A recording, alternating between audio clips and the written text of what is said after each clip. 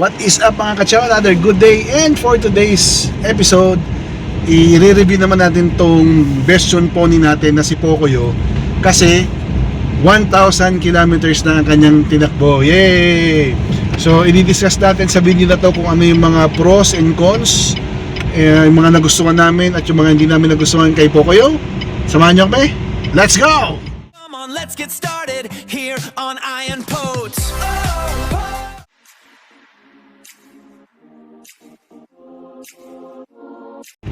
Okay mga kachaw, so yun na nga ano nga ba yung mga nagustuhan namin dito sa Bestion Pony at yung mga hindi namin masyadong gusto simula nung binili namin to almost 3 months ago. Since 1,000 kilometers na siya, supposedly merong libreng visual inspection dito sa may GA Bicycle sa may Carmona kung saan namin to nakuha. Pero palagay ko hindi na kailangan kasi wala namang pinagbago tong kotse. Parang brand new pa rin talaga, pati amoy. Tapos unahin natin yung nagustuhan namin dito sa Bestion Pony. Unang-una, syempre yung presyo. Sa mga class niya, siya yung pinakamura na mini e-car. Kumbaga na tumatakbo ng 170 kilometers in full charge at expressway legal. 488 ton nung binili namin cash. Tapos yung iba mas mahal na. So yun yung una. Pangalawa, matipid naman.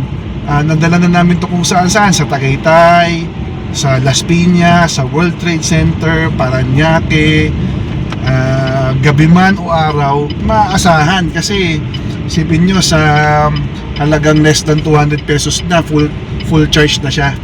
So presyo, yung distance niya okay naman.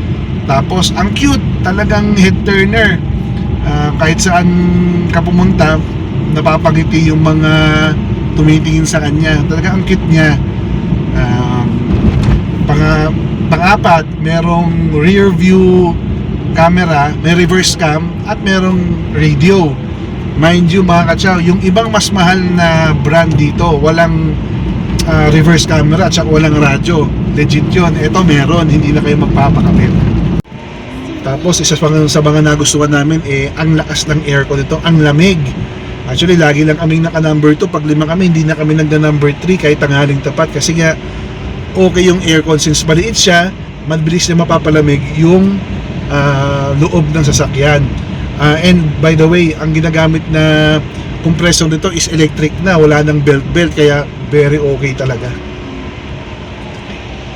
Ang daling i-park kasi napakaliit, so ang daling i-park. Kahit yung wife ko hindi na mag-aalala o hindi matatakot mag-drive kahit sa masisikip na lugar kasi nga mini e-car siya, pero napakaluwag.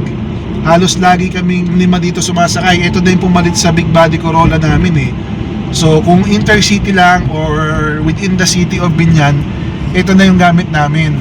Gagamitin lang namin yung Revo namin kapag kailangan na ng mga heavy packing at saka yung sobrang layo na. So maluwag, kahit maliit sa labas, sobrang luwag sa loob. Ang laki nung compartment sa likod. Pangatlo, yung libreng charger, ang dali-dali lang i-set up. Kailangan nyo lang ng breaker at yun na, mat-charge na yung Bestion Pony nyo sa bahay. Ito naman yung ito naman yung isa ko pa nagustuhan. Well, medyo depende sa discretion. Yung suspension nito medyo stiff.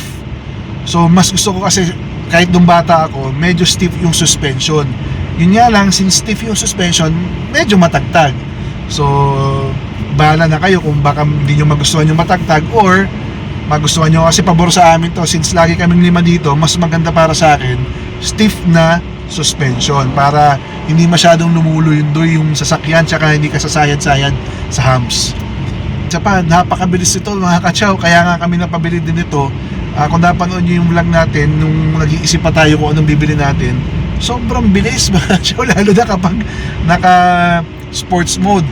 Well, for all I know, lahat naman ng e-car mabibilis talaga kasi nga wala siyang RPM, tuloy-tuloy yung speed ng or power ng motor niya. Pero ito mabilis mga kachaw, lalo na pag naka sports mode. Overall, yung mga nagustuhan namin dito is very compact, very reliable, and mura. Ngayon, ano naman yung mga hindi ko nagustuhan dito? Una, minor lang naman yung seatbelt. Napakalayo. Siguro yung mga e-car talaga, ganun yung seatbelt. Talaga minsan, madalas, inaabot pa ng anak ko sa akin kasi nga, andun sa likod yung seatbelt. Pangalawa siguro yung, well, makaka-adjust naman kayo. Since two-door lang ito, bago makapasok yung mga bata or bago makalabas, tinutupi pa yung upuan. Well, syempre, kasama na yun sa adjustment nyo sa pagbili ng e-car, ng mini e-car, lalo na two-door ito. Pero simple na adjustment lang naman. Dalawa naman na upuan ito, natutupi naman eh.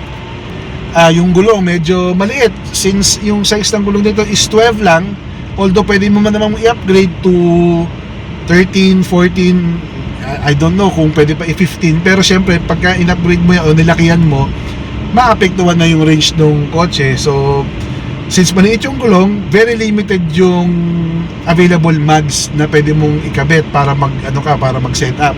So usually, ang ginagawa ng mga best tune na pony owners, hubcap na lang. Katulad ni Sir Test Drive PH, ang ganda ng hubcap ng pony niya, very classic. And nabibili rin naman ito sa Shopee or sa Lazada. Isa pa yung hood niya, well, parang yung stock ng VinFast, hindi siya nabubuksan easily. Bago mo mabuksan yung hood or matanggal, kasi tatanggalin mo yung hood nito, meron kang dalawang nut na papaluwagan, tapos tsaka mo siya maaalis para linisin yung mga or punasan yung mga kailangan punasan, yung dagdagan yung mga fluid, yung brake fluid ninyo. Yun lang, unlike sa regular na kotse, isang hila mo lang ng knob, maangat mo na yung hood. Ito hindi. Yun isa sa mga hindi ko nagustuhan, kasi syempre hindi mo basta-basta mabubuksan agad yung hood para punasan yung mga kailangang punasan. Isa pa yung free charger, medyo mabagal, syempre free na nga lang eh. Hindi siya, ano lang siya, parang 2 point something lang siya kilowatt per hour charger. Pero ganun pa man, okay lang. Kung gusto niyo naman mag-upgrade ng 3.5, pwede naman. Kaso syempre optional, bibili kayo.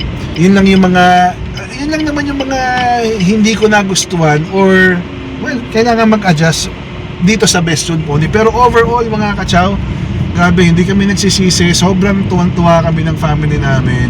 Hindi na kami nagpapagas. Mura ng charging niya, and very useful sa amin sa everyday life namin, kasi ang main purpose nitong Best Tune Pony namin pang service ng mga bata, yung pang city drive lang namin kung may kinakailangan kami, and nagagampanan na naman ito ng mabuti, kaya sobrang sulit. Kung nagustuhan nyo nga pala yung ating episode for today, don't forget to subscribe to my channel, click the notification bell, bigyan mo na rin ako ng thumbs up, visit tayo mo yung channel natin para makita mo pa yung iba't iba nating Best Tune Pony na mga vlog. Kung sakaling nag-iisip kayo na kumuha, the best to mga kachaw. So maraming salamat sa mga kachaw. Stay safe. Ciao! Ayan po! Yeah! Tara na't mag-enjoy. Angat sa ating new hype, a vibrant new joy. Ayan po!